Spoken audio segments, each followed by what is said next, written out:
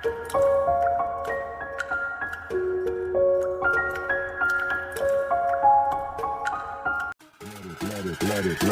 it bang, bang. Shalom, selamat pagi anak-anak. Bagaimana kabarnya? Semoga dalam keadaan sehat selalu ya anak-anak.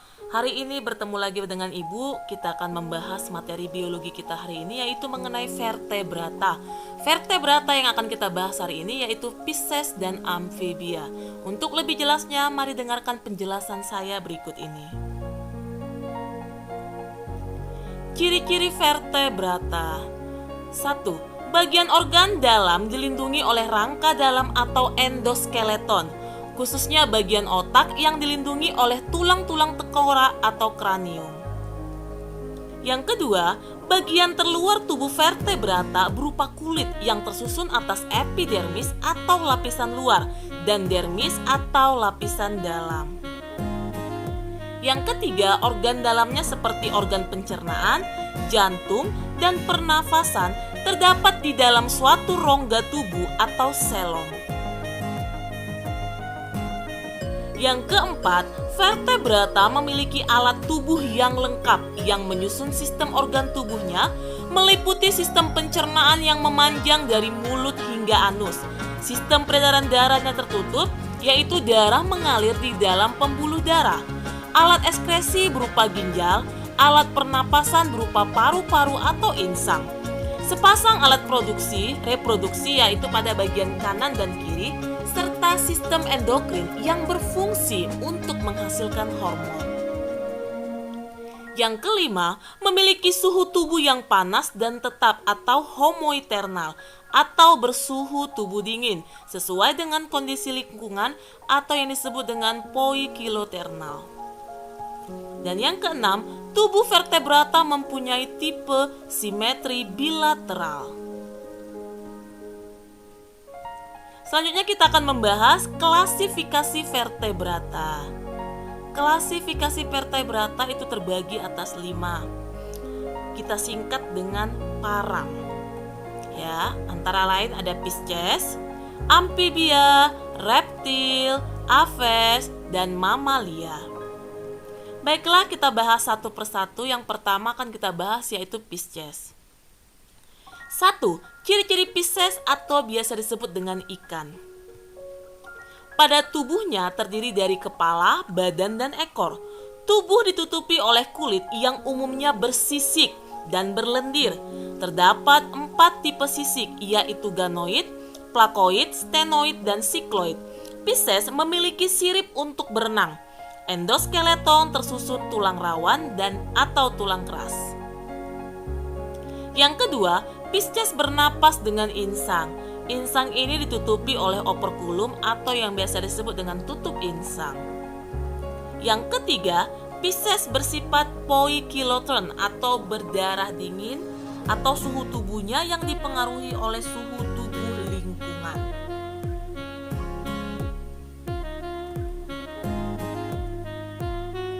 Yang keempat, sistem peredaran darahnya tertutup tunggal. Artinya, 1 kali peredaran darah hanya 1 kali melalui jantung. Jantung terdiri atas 2 ruang, yaitu 1 ventrikel dan satunya atrium. Yang kelima, sistem pencernaannya yang lengkap dimulai dari mulut, kerongkongan, lambung, usus, dan yang terakhir anus. Yang keenam, alat ekskresinya berupa ginjal dengan tipe pronefron dari mesonefron. Ciri-ciri Pisces yang ketujuh, sistem koordinasi yang terdiri atas sistem saraf pusat berupa otak dan sumsum tulang belakang dan sistem hormon. Pisces juga memiliki alat indera dengan berupa sepasang mata, sepasang telinga dalam, indera pembau, dan juga gurat sisi. Gurat sisi ini terdapat di sepanjang sisi tubuhnya yang berfungsi untuk mengetahui perubahan tekanan air. Yang kedelapan, alat kelaminnya terpisah atau hermafrodit. Fertilisasi terjadi secara eksternal di luar tubuh atau internal di dalam tubuh. Pisces yang bersifat ovipar, bertelur, ovovivipar, bertelur dan beranak, dan vivipar, beranak atau melahirkan. Nah, ini ada gambar struktur dan anatomi tubuh ikan. Perhatikan ya. Di sini jelas. Ya. Oke, ada otak, ada nostril, ada potongan operkulum yaitu penutup insang, ada insangnya, ada ginjal, jantung, hati, lambung, usus, gonad, gelembung renang, sirip dorsalis, sirip adiposa, garis lateral atau gurat sisi. Ini dia gurat sisi ya. Oke. Baru ada kantong kemih, sirip analis, dan sirip caudalis. Yang kedua, kita akan membahas klasifikasi Pisces atau ikan. 1. Agnatha atau Cyclostomata. Istilah agnatha berasal dari bahasa Yunani yaitu an yang artinya tidak dan gnathus yang artinya rahang. Berarti agnatha adalah ikan yang tidak memiliki rahang. Agnatha terdapat di Amerika Utara dan Eropa. Sebagian besar dari agnatha dasar perairan laut atau air tawar dengan mengkonsumsi bangkai atau parasit yang terdapat pada ikan lainnya. Bentuk tubuh dari agnatha yaitu silindris yang memanjang dengan memiliki ukuran 76-90 cm. Agnatha tidak memiliki rahang, namun memiliki mulut yang berbentuk lingkaran dan berparut.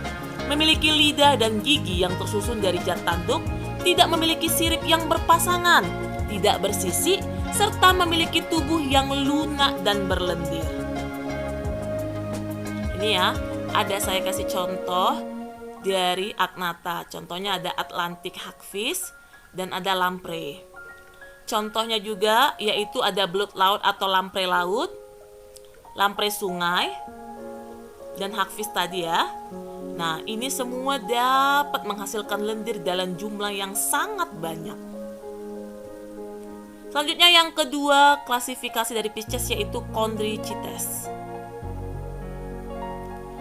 Vertebrata kelas Chondrichthyes, hiu dan kerabatnya disebutkan bertulang rawan karena mereka memiliki endoskeleton yang relatif lentur yang terbuat dari tulang rawan dan bukan dari tulang keras. Pada sebagian besar spesies, beberapa bagian kerangka diperkuat oleh butiran berkalsium.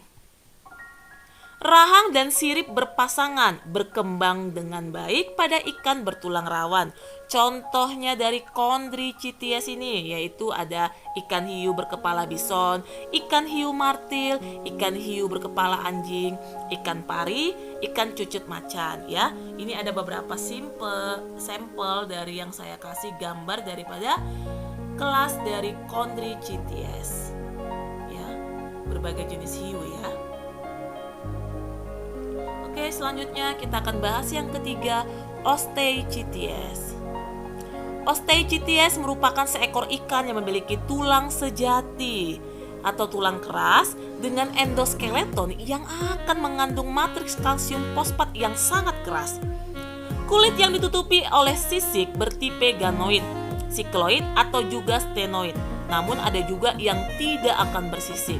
Otot tubuh yang bersegmen-segmen, mulut berahang dengan gigi atau juga lidah.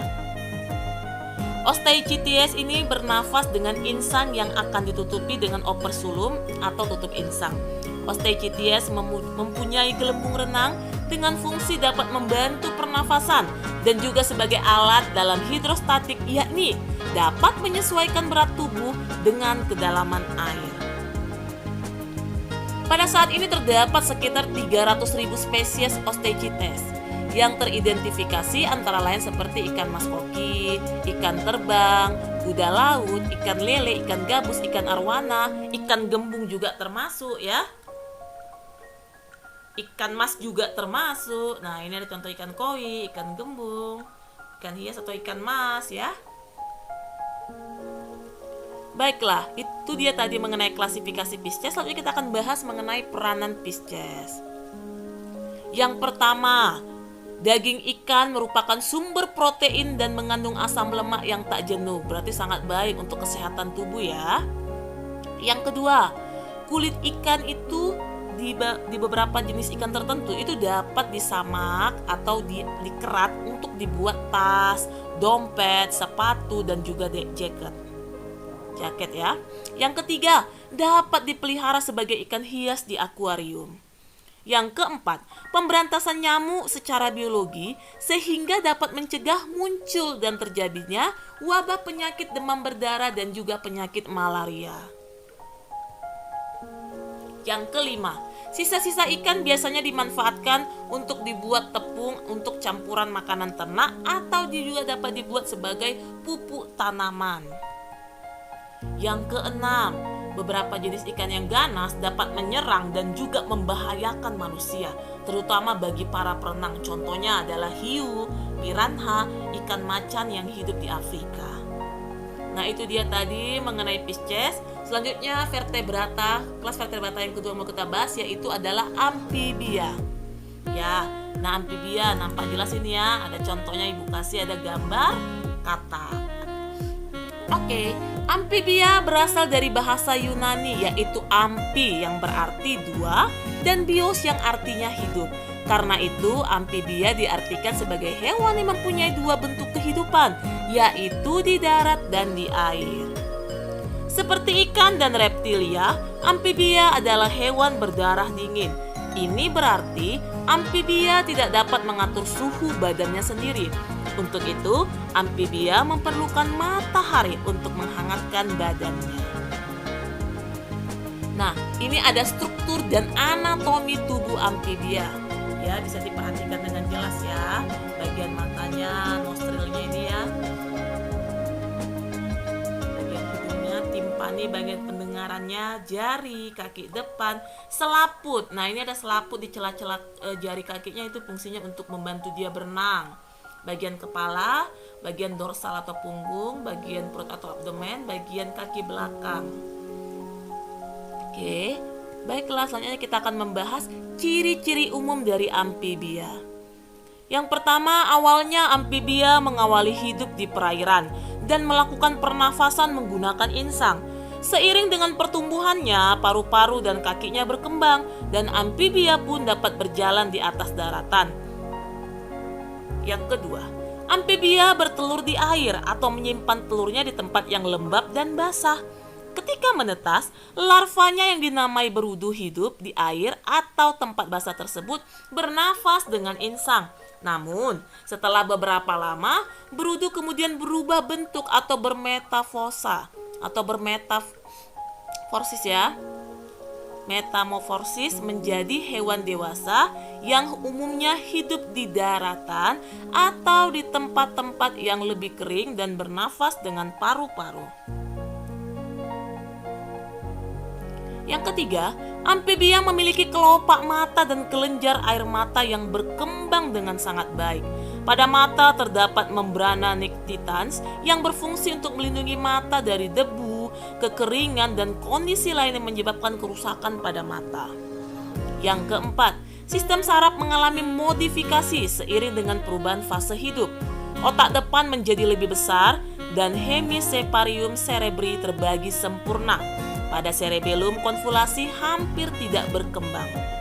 Yang kelima, pada fase dewasa mulai terbentuk kelenjar ludah yang menghasilkan bahan pelembab atau perekat. Pada beberapa amfibia, misalnya anggota Plethodontidae, tetap tinggal dalam perairan dan tidak menjadi dewasa. Tetapi ada juga beberapa jenis yang hanya hidup di darat selama hidupnya. Yang ketujuh, penutup pada tubuhnya berupa kulit yang berlendir. Hewan tersebut berdarah dingin atau poikilotrope. Amfibia mengalami metamorfosis sempurna. Hewan berkaki 4 atau tetrapoda yang dengan alat geraknya berupa 2 pasang kaki. Kaki amfibi tersebut mempunyai selaput renang yang terdapat di antara jari kakinya tersebut. Kaki tersebut berfungsi untuk dapat melompat serta berenang. Yang ke-11, sistem peredaran darahnya adalah tertutup.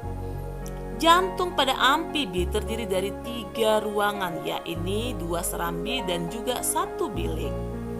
Mata pada amfibi mempunyai selaput tambahan disebut dengan membrana nictitans yang kita bahas tadi ya. Selaput tersebut berguna juga di saat dia menyelam di dalam air. Yang ke-14, amfibia tersebut berkembang biak dengan cara bertelur dan juga pembuahan eksternal, yakni betina melepaskan telurnya dan juga kemudian dibuahi oleh yang jantan di luar tubuh induknya. Yang terakhir, alat pencernaan amfibia, yaitu alat pencernaan makanannya diawali oleh cavum oris mulut dan diakhiri oleh anus. Jadi sudah termasuk lengkap ya sistem pencernaan makanan pada amfibia. Baiklah, selanjutnya kita akan membahas mengenai klasifikasi amfibia. Yang pertama, urodela atau caudata. Ciri-cirinya, contohnya dari si urodela ini adalah salamander. Merupakan hewan karnivora atau pemakan daging. Makanannya berupa invertebrata kecil, yaitu serangga, siput, cacing, keong kecil. Fertilisasi pada salamander secara internal. Salamander jantan menghasilkan sel sperma yang mengandung spermatofor. Setelah proses kopulasi atau kawin, spermatofor ditampung di dalam kloaka salamander betina yang merupakan muara dari saluran urin, genital, dan pencernaan. Nah, di dalam kloaka sel telur inilah dibuahi oleh sel sperma. Yang kedua yaitu ada apoda atau Bimnophiona. Nah, ciri-ciri dari apoda yang pertama tidak berkaki, seringkali buta, ukurannya sama dengan cacing, pada umumnya panjangnya 10 cm dan yang paling panjang hanya 1 meter. Habitatnya di dalam tanah yang subur, makanannya berupa cacing dan invertebrata tanah lainnya. Contohnya yaitu salamander cacing. Dan yang terakhir, yang ketiga yaitu anura. Contohnya ada kata dan kodok. Kita bahas yang pertama, ciri-ciri kata. Ciri-ciri kata merupakan jenis amfibia yang tidak memiliki ekor. Kepalanya bergantung pada anggota badan belakang dan terspesialisasi untuk melompat. Memiliki kulit yang halus dan habitat kata biasanya di dekat perairan air tawar. Yang kedua kita akan bahas ciri-ciri kodok. Yang pertama merupakan jenis amfibia yang tak berekor juga. Kepalanya terhubung dengan anggota badan sehingga dapat terspesialisasi untuk melompat. Biasanya bertubuh lebih gemuk, kulitnya kasar berintil, ada gumpalan atau tidak halus lah seperti itu. Lalu kalau kodok biasanya habitatnya di tempat yang berlumpur. Nah, itu dia tadi klasifikasi amfibia. Selanjutnya kita akan membahas yang ketiga yaitu peranan dari amfibia. Apa aja sih menjadi peranan dari amfibia?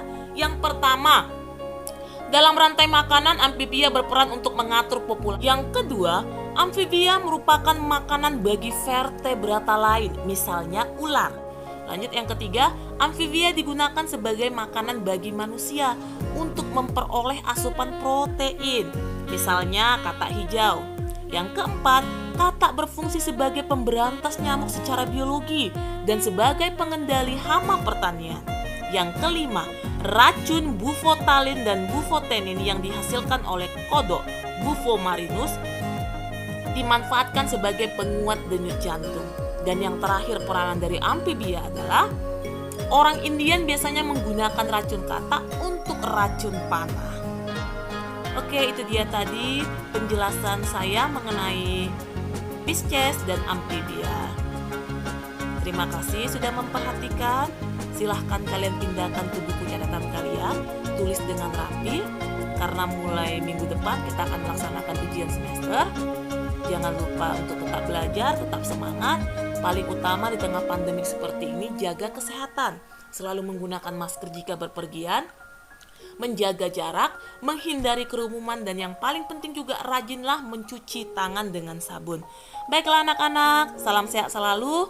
Sampai jumpa di lain kesempatan. Tuhan Yesus memberkati.